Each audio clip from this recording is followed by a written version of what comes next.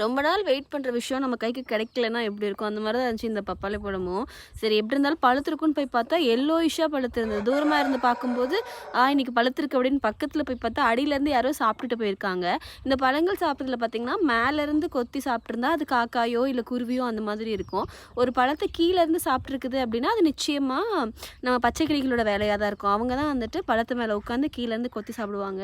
சரி நம்மளுக்கு 2 பழம் இப்போதைக்கு முகம் பழுத்த மாரி இருக்கு. அவங்களுக்கு ஒண்ணு இருக்கட்டுமே அப்படின்னு தான் பார்த்தேன். அது தொட்டோனயும் லேசா அப்படி திருகுனேன் வந்துருச்சு.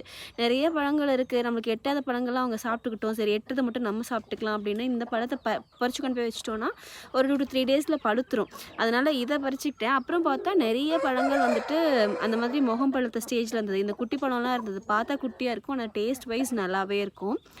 மத்த மரத்துல வேற ஏதாவது இருக்கான்னு பார்த்தா, எல்லா பழங்களுமே லேசா மஞ்சள் அடிச்சிருந்தது. சரி நாம எப்படியும் ரெகுலரா வந்து பார்க்க மாட்டோம். இதையும் அவங்க சாப்பிட்டுக்கிட்டும் அப்படின்னு இந்த 3 பழத்தையும் மட்டும் எடுத்துட்டு வந்துட்டு, இதில ஹாஃபா கட் பண்ணிட்டு, நம்ம சாப்பிட்றோம் சாப்பிடல. இல்ல பெட்ஸ் இருந்தா குடுக்கலாம். வீடியோ பிடிச்சா லைக் பண்ணிட்டு, அப்படியே மறக்காம சப்ஸ்கிரைப் பண்ணிடுங்க. Thank you so much.